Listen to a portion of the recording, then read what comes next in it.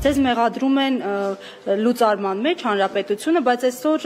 առաջին ամբիոնից թիվ 1 խոսափողը Փաշինյանը պարբերաբար հայտարարում է Լեռնային Ղարաբաղի էջը փակելու մասին, բոլոր հայտարարություններում նշում է անգամ հակամարտության մասին փաստող ԵԱՀԿ Մինսկի խմբի ձևաչափն է դեմ չէ, որ դա էլ այսպես փակվի եւ անցնի պատմության գիրկը։ Այս համատեքստում նախ ձեր գնահատականը հնչող հայտարարությունների վերաբերյալ Արցախի էջը փակելու եւ հետագայի վերաբերյալ ինչպես եք տեսնում այս դեպքում հայկական Արցախի էջը վերաբացելու հարցը, ինչ աշխատանքներ պիտի տարվի։ Արցախի էջը չի կարելի համարել փակված, մինչև Արցախի ժողովուրդը բռնի տեղահանված է եւ չկա իրենց հայրենիք վերադառնալու արժանապատիվ հնարավորություն։ Փաշինյանը ձեզ հարցրել է, որ այդ հայտարարություններն արել եք Արցախի ժողովրդին։ Ոչ, մենք կապ չունենք Նիկոլ Փաշինյանի հետ, ինչ վերաբերում է Մինսկի խմբի լուծարմանը, մենք իհարկե դրան դեմ ենք, որովհետև դա միակ միջազգային հարթակն է, որը ստեղծվել է հենց հակամարտությունը լուծելու համար։ Այդ որոշումները Արցախի էջը փակելու, Մինսկի խումբը լուծարելու դա հայտարարում է Հայաստանի իշխանությունները եւ ես ակնկալում եմ նաեւ Հայաստանի քաղաքացիների արձագանքը։ Իսկ դուք հետաքրքրվել եք ինչու հայտարարությունը, երբ Արցախի ժողովրդի համար լավ պիտի լինի Ադրբեջանի ժողովրդի եւ Հայաստանի ժողովրդի, այնտեղից սղեցին արցախցիների հարցը։ Հետաքրքրվել եք օրինակ հայկական իշխանական շրջանակներից, եթե ոչ Փաշինյանից, ինչու ձեզ համար այդպես էլ լավ չեղավ։ Չէ, այդ հարցերը ես խնդրում եմ ուղղակի։ Պարոն Շահրամանյան, դուք ասում եք, որ Արցախի էջը փակված չէ, բայց Նիկոլ Փաշինյանը ուղիղ տեքստով նաեւ արտահայտվել եւ ասել է, որ Հայաստանում երկրորդ կառավարություն չի կարող լինել, վտարանդի կառավարություն չի կարող լինել։ Մենք դրա հետ համաձայն ենք։ Չկա Հայաստանի Հանրապետությունում երկրորդ կառավարություն, կա մեկ Հայաստանի Հանրապետության կառավարություն։ Մենք երբևիցե մեզ չենք համարում, որ մենք Հայաստանի կառավարություն ենք։ Մենք Չէ, դուք ժողովուրդ մի վարքյան, քանի որ ասում եք Արցախի Հանրապետությունը լուծարված տեսնում եք, ես այդ կոնտեքստում եմ հարցնում։ Այդ դեպքում, եթե իրենք համաձայն չեն եւ ձեր հետ որևէ քննարկման իրենք չեն գնում, ինչպես եք պատկերացնում այդ աշխատանքը։ Մեր ճանապարհը ունենալ հայկական Արցախ, այդ ճանապարհը գնում է ուժեղ Հայաստանի, անկախ Հայաստանի եւ այդ իրական Հայաստանի գաղափարը դա ես թողնում եմ Հայաստանի քաղաքացիների մեկնաբանմանը մեր համար ուժեղ Հայաստանի միջոցով։ Պարոն Շահրամանյան, արցախցիների վերադարձի հարցը արտակներից կամ բանակցությունների մասնակցելու ունեք ինչ-որ մի կանչ կամ ինչ-որ մի առաջարկություն։ Դուք տեղյակ եք, որ վերջերս պատիվ հետ վերադարձի հետ է կապված էլի Արցախ։ Ստեղծված է ազգային ժողովի կողմից համապատասխան հանձնախումբ, որը ղեկավարում է Վարդան Օսկանյանը, եւ բավականին լավ աշխատանք են իրականացնում, այդ թվում միջազգային հանրության ներկայացուցիչների հետ դուք տեղյակ եք, վերջերս Շվեյցարիայի խորհրդարանը ընդունել է բանաձև, որով նախատեսվում է խաղաղության կոնֆերանս իրականացնել Արցախի եւ Ադրբեջանի ներկայացուցիչների միջեւ։ Մի բան էլ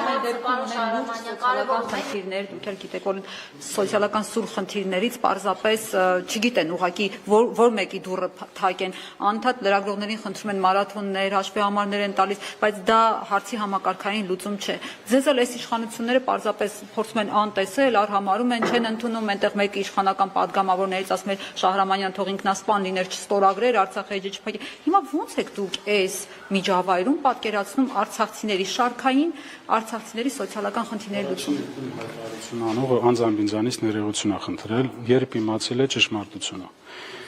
Երկրորդը, այո, եւ այո։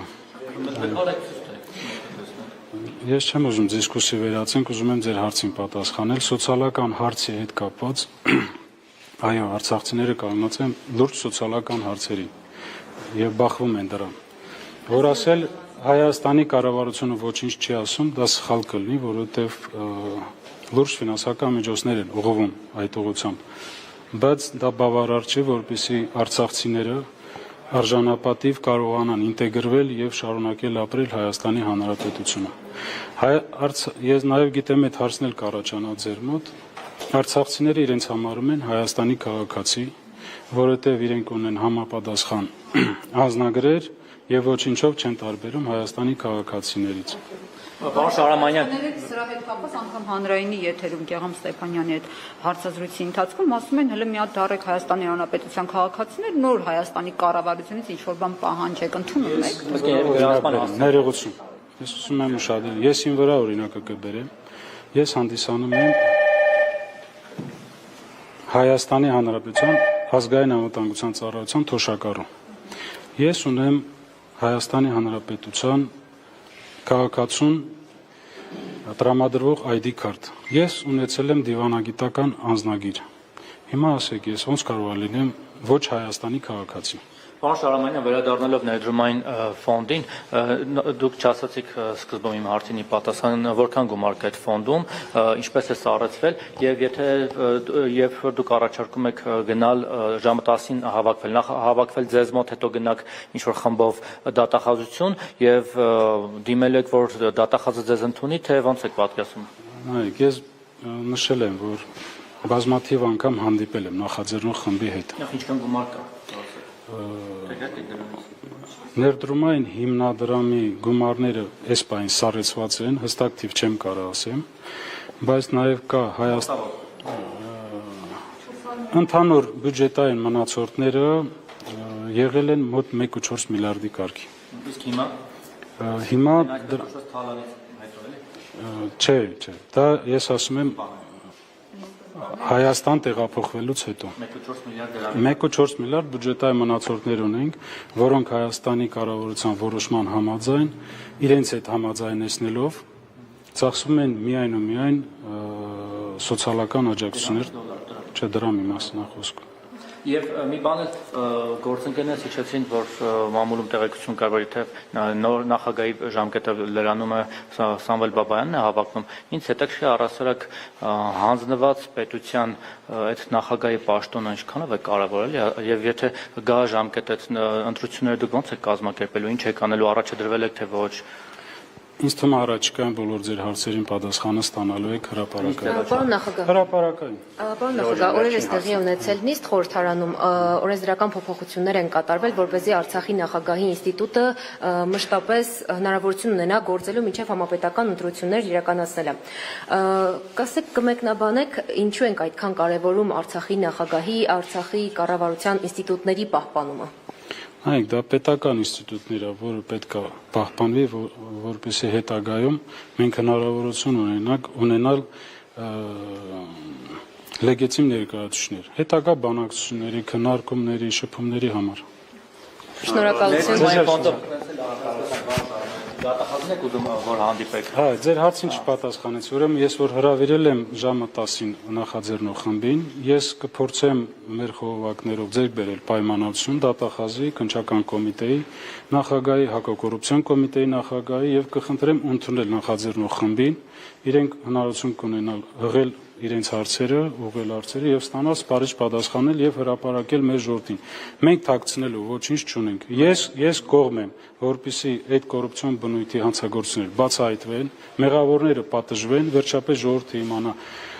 ովքեր են մեղավորները եւ դա չպրոյեկցվի բոլորի վրա։ Դա մեր համար էլ է շատ դժվար, որովհետեւ այսօր դուք ինչպես նշում եք, նախագահին են փորձում թիրախավորել, մեղադրել, այն պարագայում Բաբանի կոմիտեի գործում տեսնում եք դուք։ Ոչ, ես 3 Սամվել Բաբայանի հետ քննարկել եմ, ինքը կտրուկ մերժել է իր հնարավոր ինչ-որ առնչությունը այս բողոքի ակցիային եւ տարածել է համապատասխան հայտարարություն։ Ինձ թվում է մնացած հարցերը լավ կլինի ուղղեք իրար։ Ատելություն ենք հարազում արցախցիների հանդեպ, ինչու դուք որպես Արցախի նախագահ կոշտ եւ կոպիտ պատասխան չեք տալիս։ Ես այդ հարցին պատասխանեցի, որ մենք դատապարտում ենք եւ ովքեր այդ նման հայտարարություն անում են,